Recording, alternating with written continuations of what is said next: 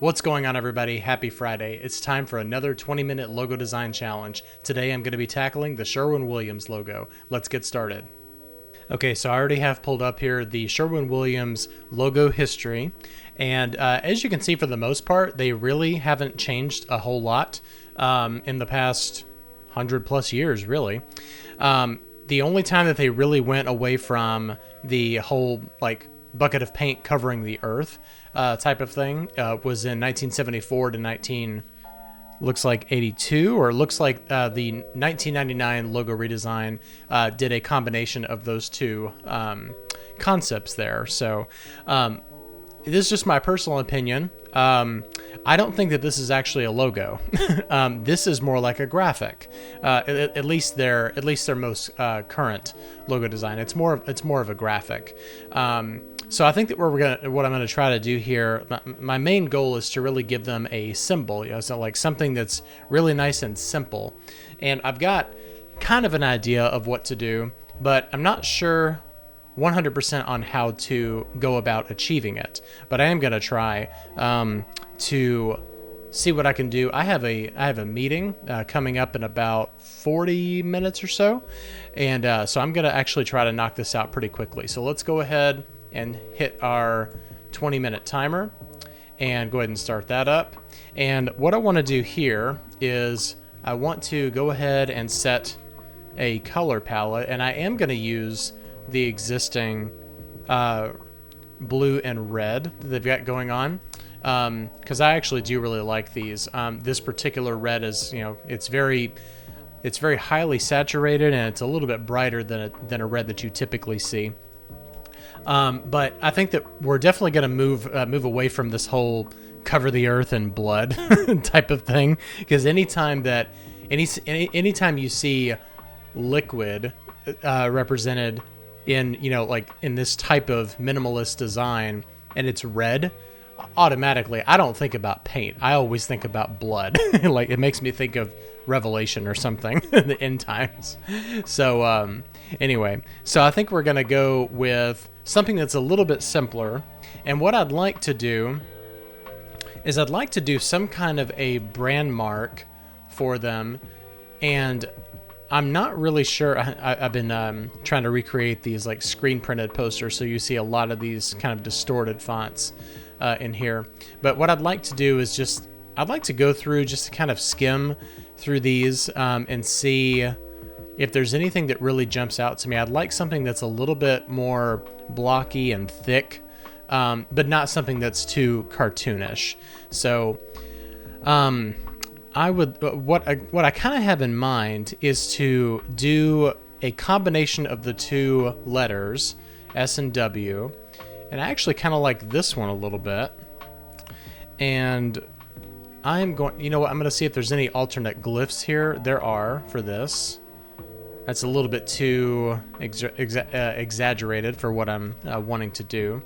And I'd like to try a vertical layout of these two letters. Kind of what I was envisioning doing was kind of making it look like, I'm going to set these off to the side real quick because I don't have a whole lot of time to achieve this. So what I'm going to do is I'm going to go ahead and bring up my grid, and I'm going to go ahead and just make like the basic outline of a paint bucket. It may be a little bit wider than that, so let's go maybe something like that. And then I'll slightly round those corners. And what I may try to do here is I think that I'll combine these together.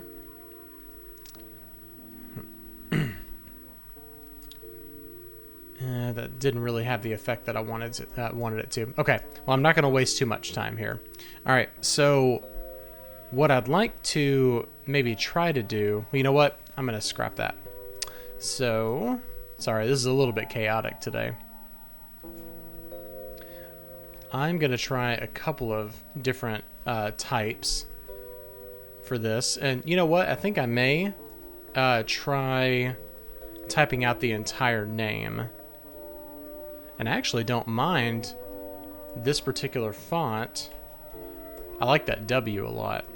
All right, so let me get rid of my grid, and let's go ahead and tighten up the kerning on this. I may try to do something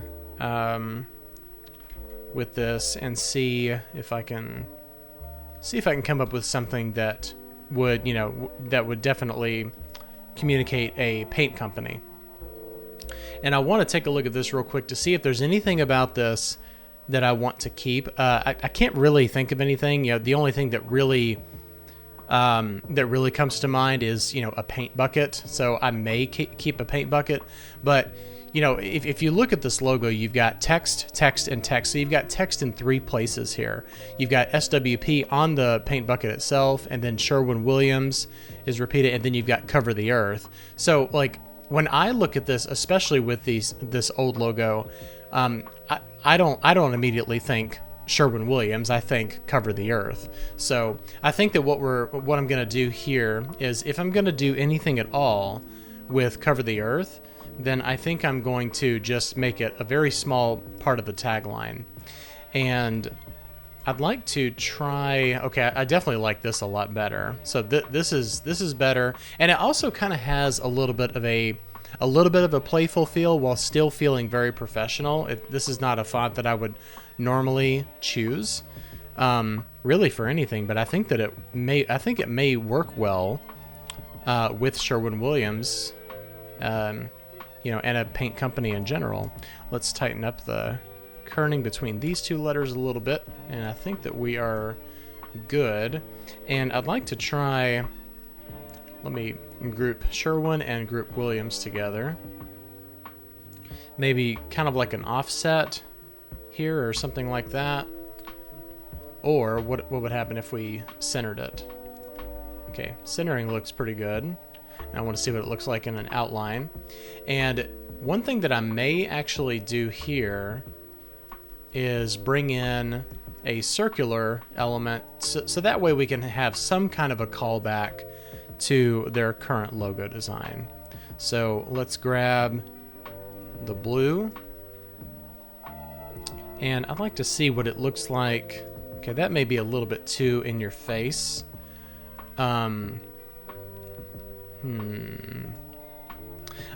I don't want any kind of red liquid that's dripping off of this, because I definitely want to avoid the whole blood covering the earth type of thing. So let me get this right here, and I think I'm going to make this a little bit more of a round number. That way we can actually work with it a little bit easier. And what I think that I may do is,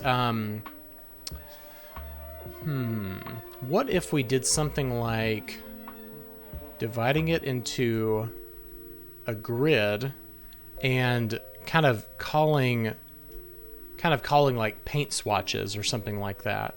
So if we do this, let's expand this, and then we'll use our Pathfinder to use the divide tool, get rid of the crosshair lines. So now we have a shape that's divided up into 4 different quadrants here. So do the red, blue, and then we'll just leave that blue right there, and then maybe like yellow and green or something like that. And I think that what I might do is go in and select all of these and use that to have some negative space. So it is a little bit generic, but I think that's actually okay. I'm going to go in and kind of adjust this color just a little bit. Make it look a little bit more elementary, because that's kind of what we're going for here. Going in a route of, covering all of the basic colors and everything. So red, yellow, blue, and green. And kind of the idea of this is to, is to kind of bring over the whole earth concept, and then also show, like, paint swatches inside of that earth right there. So maybe let's do that. And I think I might actually make these lines in here a little bit more dramatic in terms of their width. Grab this, and then we'll just do the same thing again that we did before. Sometimes the process of doing things like this can be a little bit tedious, but no problem. Oops, went a little bit too far in there. The direct selection tool is your friend in situations like this.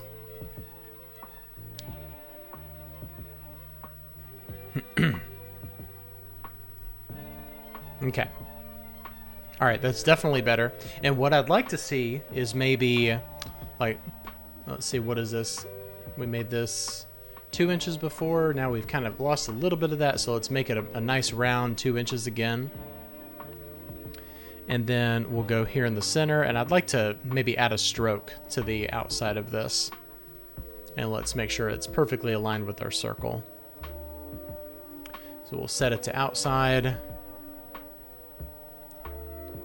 Maybe 5 point, because I believe that's what we did before for the lines going out, and then we'll just push it out a little bit. Okay, it's creating a little bit too much negative space there, so let's go in. Okay, there we go. That's better. And then I think that we will do blue for that. So that's a little bit better. You know what? Now that I look at this, it kind of looks like Simon, that old game that we used to play. But it's fine. This is the concept I'm going with. And like I've said in many other videos, they're not paying me to do this, so I can do whatever I want. Let's see here. I want to see if... no, I don't really want to apply any kind of effects there. And I think that if I were to rotate it, maybe something like 45 degrees or something, that would make it look like kind of X-Men-y. But it also kind of, you know, this could easily be the top, also the top of a paint bucket, or like a very abstract or minimalist version of a paint bucket. But I actually do like the mark itself, and I could easily see that applied to all kinds of different products and also their branding. And I think that it works well with the type. So let's combine. Well, you know what? Before I combine anything, I want to see. I actually do kind of like that right there. Let me duplicate it and try it 2 different ways. Okay, that also works well. But I think that if we're going to have that symbol there, all right, so our combined total of the height right here is not quite 2 inches, so let's go ahead and bring that up to 2 inches.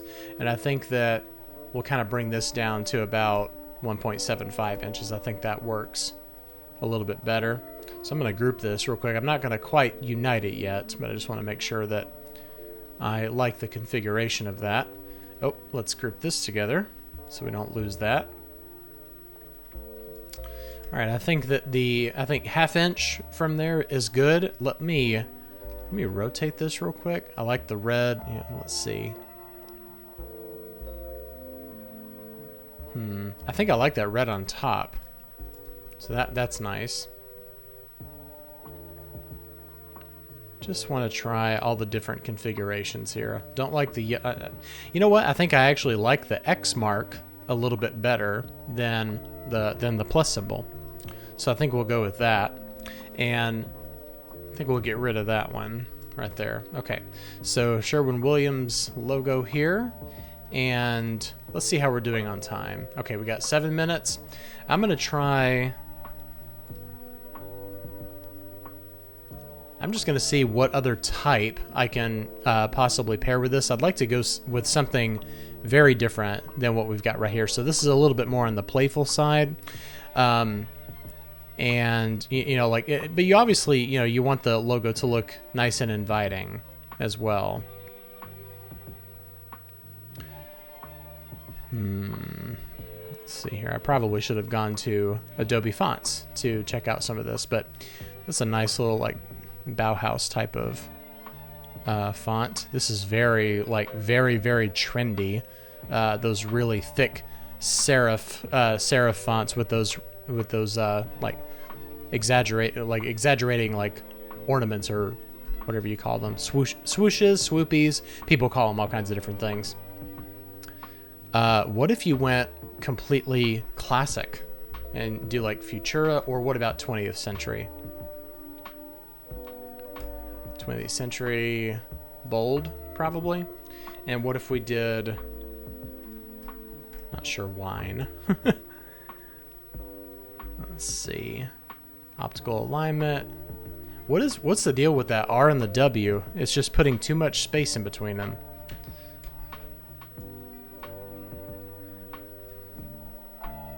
I'm not even really sure what I'm doing here. I'm just trying to do something before the clock runs out. Okay. Sherwin, and then, you know what you could do? This is very retro, very old school. Let's reset this bounding box.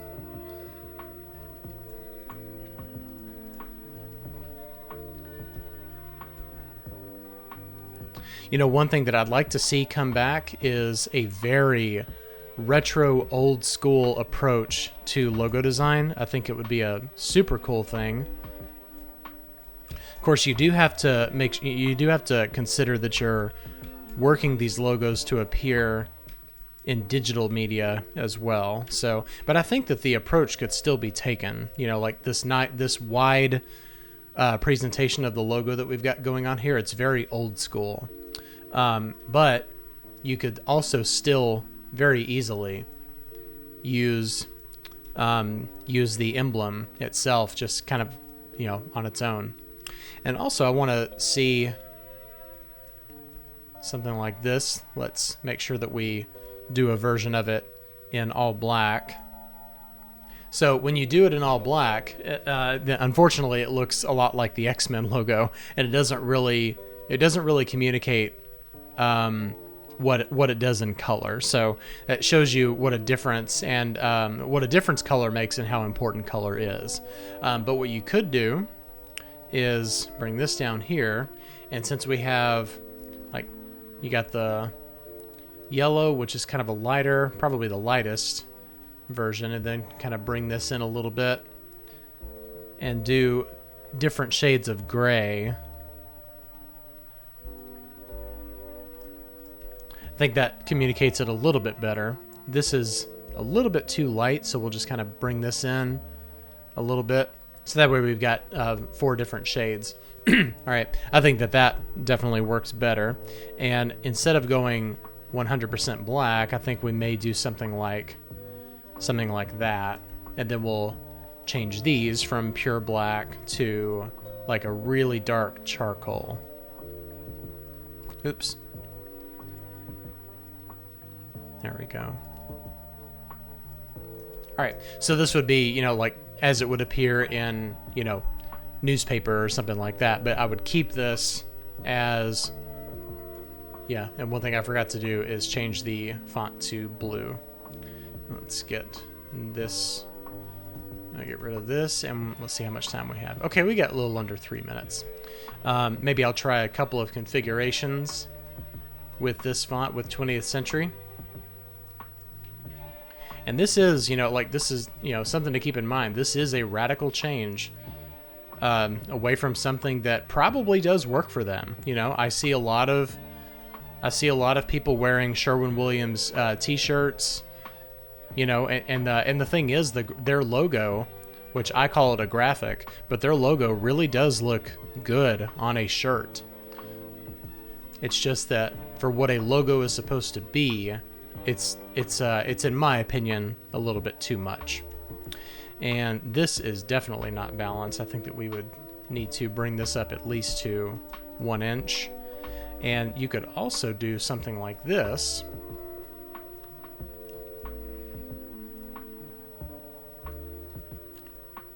Nah, I'm not a big fan of that. So, all right. Well, I think that in terms of the type, you know, this one obviously, I forget what font this was. What was it? Oh yeah, Barricada Pro. This one definitely, you know, jumps out at you more. 20th century, it's a great font, although it can definitely tend to get lost. You know, kind of get lost in the noise. But something like this would definitely catch your eye. And you could also do some really fun, if you were to go like all caps, something like this, you could really do some fun type treatments. Like one thing you could do with this, and I'm kind of getting off track. But yeah, you know, you could easily do something like this as some kind of, you know, like this could be on, you know, this could be on a t-shirt design. This could be on different packaging. But you know, you've got all kinds of different options when it comes to branding with this font. And I just want to try this. I know I'm getting off track with this, but I think it's, you know, it's a cool aside, and you know, to go on to try to refine some of that branding a little bit. But I kind of like this right here, and you could do something like, you know, the blue, and then you could even go red with it. Let's see how that looks.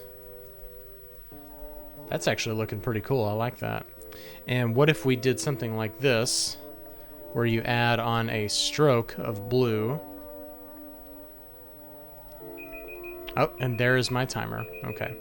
I promise I wasn't trying to just run out the clock there. I was really just kind of going into an aside here, and just trying a couple of different things, you know, because when you're putting together branding and everything, you know, you definitely want to say that you've tried everything that you can possibly think of. And really, the key to doing stuff like this is to get all of your ideas out. And just see what you can do with them. I don't think that stroke on the blue works well, but I think it works well on the red, because we kind of need a way to contain that a little bit. And I think that inside might actually work best with this. And select both of those, and we'll do round. Okay, that's looking much better. So, and then you could also go with your selection tool, the direct selection tool, go in. You could go in and round everything at the same time, but I think you might be better off going through and rounding individually. So anywhere where you have these sharp corners, just go in and round those off. It's fine if it's in a place like this, but like on the edges right here, since we kind of have a fun, playful feel that we're going for, just go in and do these individually, and I think that it'll give you the best result. So, and like I said earlier, this doesn't necessarily work as the logo or the branding piece itself. This is just something that I'm trying as, you know, as kind of a complement to what, you know, like what we actually came up with earlier. Oh, that just did everything, didn't it? Okay. I'm definitely cheating at this point. So, okay. So I think what I would do going forward from this point is I would kind of use this as a starting point, because I do like the type, and the way that that's arranged right there. So I would use that as a starting point to actually create a brand from that point. But you could also make this work as well. I'm not 100% sold on the emblem for the Sherwin Williams. You know, like it is kind of calling back to the earth, but then also trying to make it look like a paint can. Like, I would obviously spend more time on this, but I think that I do like the typography of this font right here. So let me know what you think in the comments. Well, thanks a lot for watching me try to recreate the Sherwin Williams logo. It was certainly challenging, and part of that is probably because I have a meeting coming up, so I felt kind of rushed. But anyway, if you like this video, please hit like and subscribe, and also click the bell for notifications. That way you'll get notified every time I upload a new video. Thanks for watching, and I'll see you next time. Have a great day. Bye-bye.